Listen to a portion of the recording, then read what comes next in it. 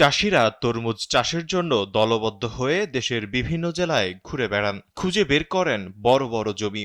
জমি পছন্দ হলে মালিকদের থেকে কয়েক মাসের জন্য নেন ইজারা। সে জমিতে চাষ করেন তরমুজ। একটি কাজের উদ্দেশ্যে কয়েক মাসের জন্য ছোট এক দ্বীপে জড়ো হন কয়েকশো মানুষ। কাজ শেষ হয়ে যাবার পর সেই দ্বীপ ছেড়ে তারা বেরিয়ে পড়েন পরবর্তী গন্তব্যের সন্ধানে। দ্বীপটির নাম চরকাকরা। আর ওই মানুষগুলোর একত্র হওয়ার উদ্দেশ্য হলো তরমুজ উৎপাদন। লক্ষ্মীপুর ও ভোলার মাঝখানে অবস্থিত লক্ষ্মীপুর জেলা শহর থেকে প্রায় ৪০ কিলোমিটার এবং মূল ভূখণ্ড থেকে ৫ কিলোমিটার দূরের মেঘনা নদীর মাঝ বরাবর একটি দ্বীপ চরকাকরা।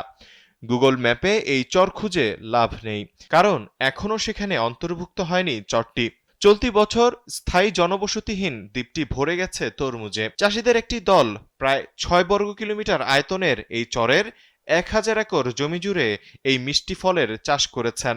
এই চাষিরা তরমুজ চাষের জন্য দলবদ্ধ হয়ে দেশের বিভিন্ন জেলায় ঘুরে বেড়ান, খুঁজে বের করেন বড় বড় জমি। জমি পছন্দ হলে মালিকদের থেকে কয়েক মাসের জন্য নেন ইজারা। সে জমিতে চাষ করেন তরমুজ। টানা প্রায় ২৫ বছর ধরে এভাবে দেশের বিভিন্ন জেলায় গিয়ে তরমুজ চাষ করছেন এই চাষি দল। তাদের চলাফেরায় যাযাবরদের সাথে মিল থাকার কারণে মানুষ তাদের যাযাবর চাষি বলেও ডাকে। উপকূলীয় জেলাগুলোতে এখন এরকম চাষির সংখ্যা বছর বছর বাড়ছে। এবছর এই চাষিরা তরমুজ চাষের জন্য বেছে নিয়েছেন চরকাকরাকে। চরের ২০০ জন তরমুজ চাষির সবার বাড়ি ভোলা জেলার চরফ্যাশন উপজেলার দুলারহাট থানার নুরাবাদ গ্রামে। এই চাষিদের অর্ধেকই বিনিয়োগকারী। তারা সবাই নুরাবাদ গ্রামের পাটোয়ারি বংশের বাসিন্দা এবং পেশায় যাযাবর তরমুজ চাষি। বিনিয়োগকারী চাষিদের একজন দুলাল পাটোয়ারি। ৫০ বছর বয়সী দুলাল ২০০০ সাল থেকে তরমুজ চাষ করছেন।